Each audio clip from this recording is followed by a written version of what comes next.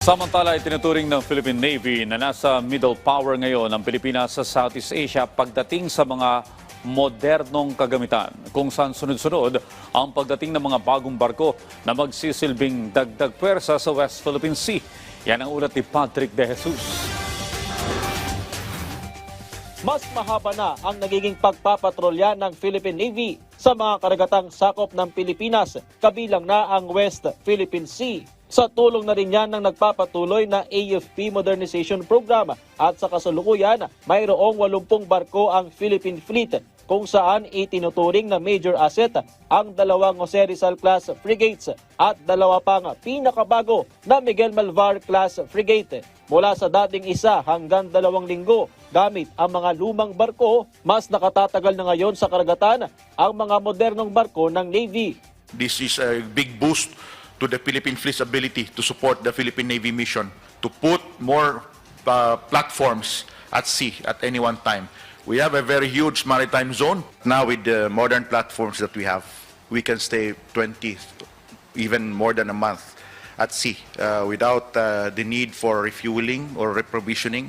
Isa sa pinakabagong barko na dumating kamakailan, ang offshore patrol vessel BRP Raha Lakandula na binili sa South Korea at nakatakdang ikomisyon bago matapos ang Mayo. 4 pang kaparehong barko ang darating sa bansa hanggang 2028. Para sa Philippine Navy, maituturing ngayon na middle power ang Pilipinas sa Timog Silangang Asya pagdating sa kagamitan. We are at par with our Southeast Asian neighbors. Right now, we have embarked on this modernization program that we have. And if you'll notice, most capabilities that our neighbors have are also the same with what we have now. I would say they look up to us because they admire this modernization program of ours. Samantala, iginiit ng Department of National Defense na alinsunod sa karapatan ng Pilipinas ang ginagawang development sa Pag-asa Island at Lawak Island, kasabay ng pagkontra sa pahayag kamakailan ng Chinese Defense Ministry na nagsabing sakop ang mga ito ng China. Ayon sa DND, ang Pag-asa Island at Lawak Island ay parehong kabilang sa Kalayaan Island Group sa ilalim ng munisipalidad ng Kalayaan sa probinsya ng Palawan. Kaya't ang pagpapabuti sa mga feature na ito ay para sa mga Pilipinong nakatira at sundalong nakadeploy rito. Dagdag ng kagawaran, dati nang isinaad sa 2016 arbitral ruling na walang basihan ng 9-dash line na sinasakop ang West Philippine Sea, habang ang large-scale land reclamation ng China sa ilang features rito ang nakasisira sa marine environment at paglabag sa exclusive economic zone ng Pilipinas.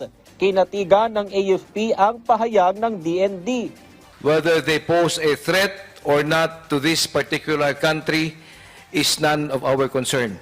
We have been doing improvements, enhancements, development, repair, and fortification to ensure that these islands will be able to support any deployed troops and the local community, Kalayaan community on Pag-asa Island. Sa monitoring ng Philippine Navy noong nakaraang linggo, 27 barko ng China Coast Guard at PLA Navy ang namataan sa iba't ibang feature sa West Philippine Sea. Pinakamarami ay nasa Scarborough Shoal o Bajo de Masinloc na nasa 14. Patrick De Jesus para sa Pambansang TV sa Bagong Pilipinas.